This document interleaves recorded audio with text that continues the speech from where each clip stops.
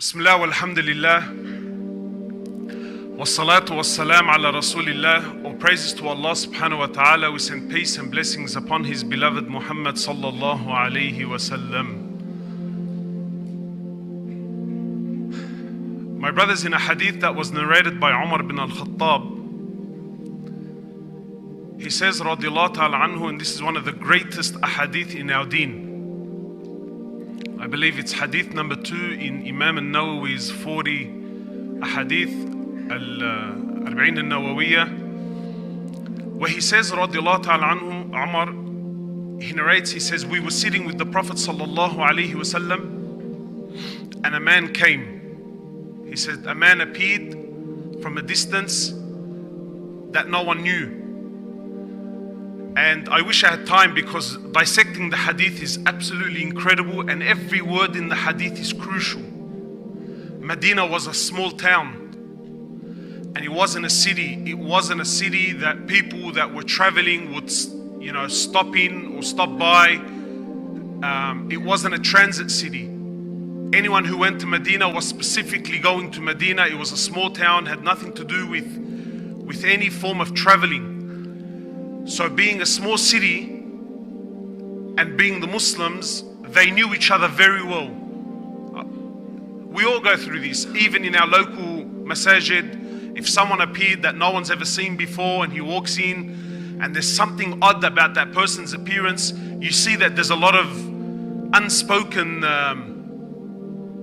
gestures. You see, like people looking at each other. Do you know the guy? No one. Umar ibn Khattab says, a man appeared, none of us knew him. And he wasn't a traveler. He didn't look like a traveler. He said his clothes were whiter than white. His hair was blacker than black. He was extremely handsome. The man walked into the gathering. No one knew who he was. He walked straight up to the Prophet sallallahu alaihi wasallam, and he sat right at the knees of the Prophet of Allah. Imagine, they're sitting there. You're sitting with the Prophet sallallahu alaihi wasallam, his companions. This man walks straight into the gathering, walks straight up to the Prophet of Allah, doesn't look at anyone, doesn't talk to anyone, doesn't introduce himself. He walks straight to the Prophet of Allah. He sat down, he put his knees to his knees, and he says to him, Ya Muhammad, akhbirni an al-Islam. He says, oh Muhammad, tell me about Islam. It's an amazing hadith. If you don't know it, follow it up, read it.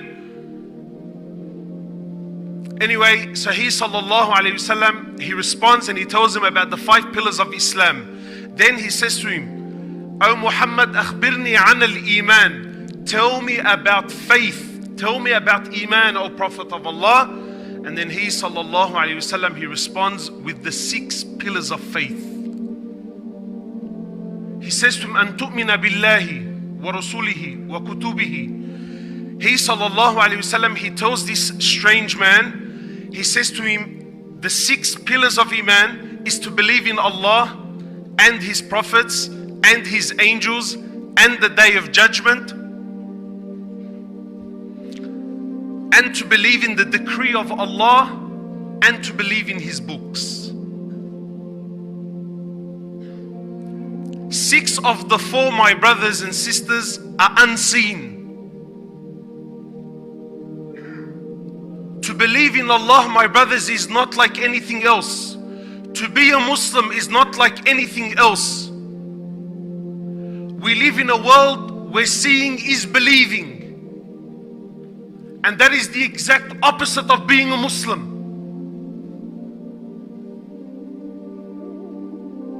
Everyone wants to see. And even Muslims, when we talk amongst each other, even when our hearts are in the right place, brother, wouldn't it be mad? Wouldn't it be amazing? Wouldn't it be good if we could just see? I mean, I believe, but if I could just see. And this is a big thing. That if Allah was to just show me, to show you what? What is it that you want to see? And it's almost as though we're trying to convince ourselves that if Allah was to just show me, that I would be much more. I would do much more. Or that things would be much different to us. Allah wants your Iman, Allah wants your belief without Him having to show you. Because if Allah was to show us, my brothers and sisters, then everything changes.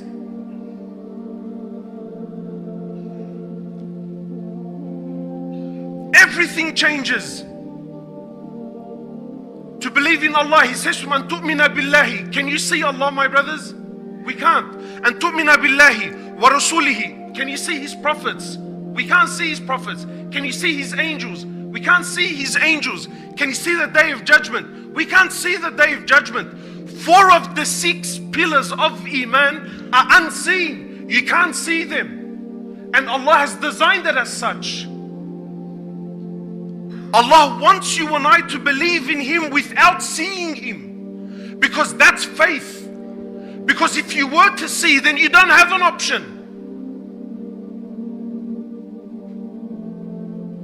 And when you don't have an option, you're not special anymore. What makes you unique as Muslims is that we believe in Allah, we believe in His Prophet, we believe in the message without seeing. This is Iman.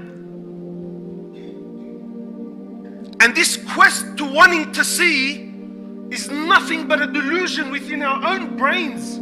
It's a fallacy. It's actually corruption. And it's important that, my brothers, you understand that as a Muslim, we believe in the unseen. And your whole faith is based on the unseen, and we take pride in this. I don't need to see Allah to believe in Him. I don't need to see the Prophet of Allah to believe in Him. I don't need to see His angels in order to believe. And if you think that by seeing this would be good, you have no idea, my brothers and sisters. If Allah wanted, He could have showed. And wallah, if we were to understand this pursuit of wanting to see,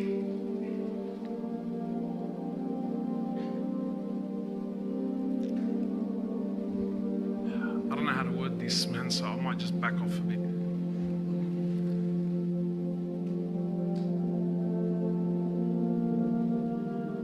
You know, on the day of judgment, Allah Azza wa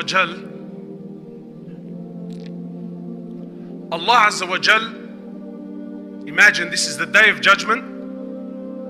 This is a day that is 50,000 years long. It is a day when Allah Azza wa Jal will bring onto one plane every single angel, every single prophet, every single human being, every jinn, every animal. Everything that Allah Jalla Jalalu has ever created will come forward on this day. And then on the day of judgment, Allah Azza wa Jal, He will call for Jahannam to be brought forward. Jahannam, the actual hellfire, this creation of Allah Azza wa Jal, it will be brought forward to humanity. In the authentic hadith, the Prophet Sallallahu Alaihi Wasallam says, he says that Jahannam will be brought forward and it will be dragged. 70,000 brindles, chains, 70,000 chains that are attached to Jahannam, and it will be dragged forward. He says 70,000 brindles, chains, and on every chain there are 70,000 angels. 4.9 billion angels will be dragging Jahannam forward. So Allah Azza wa Jal says that on the day of judgment, when Jahannam sees the human being for the first time, it's been created for Allahu A'lam how many thousands of years, it's been burning for Allahu A'lam how long, and it's been waiting for this day. So when Jahannam sees the human being for the first time, Allah Azza wa Jal says it will release like an expression. It's like it'll burst. It's like it'll burst out of anger. You believing then is of no value. Believing after you see is of no weight.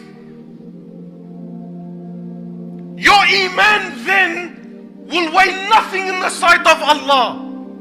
Allah wants your Iman now.